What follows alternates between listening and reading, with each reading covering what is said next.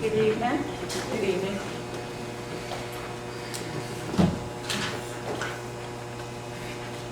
I went out to my mailbox to get the mail, and I got a letter and started walking back toward the house, and I opened it up, and it said, "Barbara, we want you to be a deacon in our church." And I thought, what? And I read it again. It said, "Barbara, we want you to be a deacon in our church." So this letter came from a church. If you stick your head out the door here and look up, it's on top of the hill. They sent me that letter.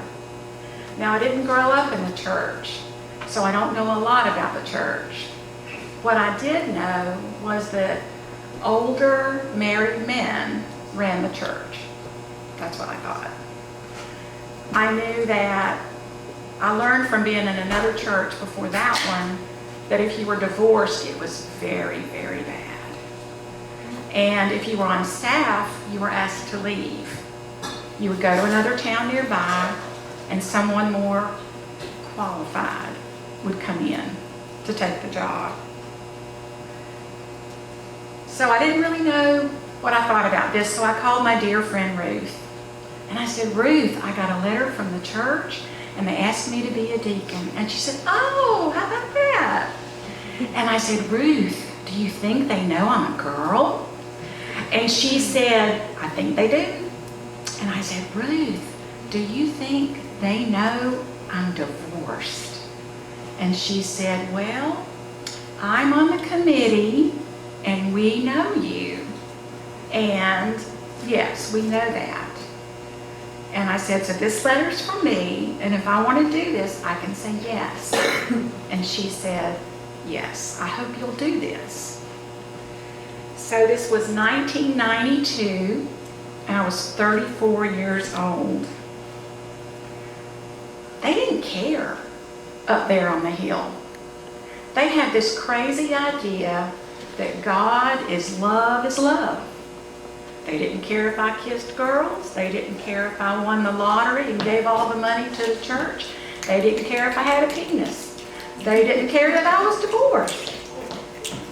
They opened their table to me. And if they're going to do that to me, they certainly can do it for other people, including you. A few weeks later, went to church, and they had a ceremony. And the ceremony was, you go down in front of the church. There were two girls there, me and Mary Lee, and a bunch of guys were being ordained. They laid hands on you. At that time, when they laid hands on you, they said a blessing. Well, now when you do that, they even let the kids come up, and they'll lay hands on you and bless you. You don't have to be ordained to give a blessing. So it changes you when all you know is that you can go do this thing. You can be part of this. You don't have to do or be anything to be able to sit at this love table. One of the pastors that used to preach there had a saying. He said, "We ordain women because we baptize girls." And I just love that. We ordain women because we baptize girls. So I just I hadn't thought about this in a long, long time until I saw the title of this. And I really hadn't thought about it in so many years. I'm 65 now, so it's been a while. And just to be able to be a part of that, and just to, every time I look up there, it's just, God is love is love. Amen.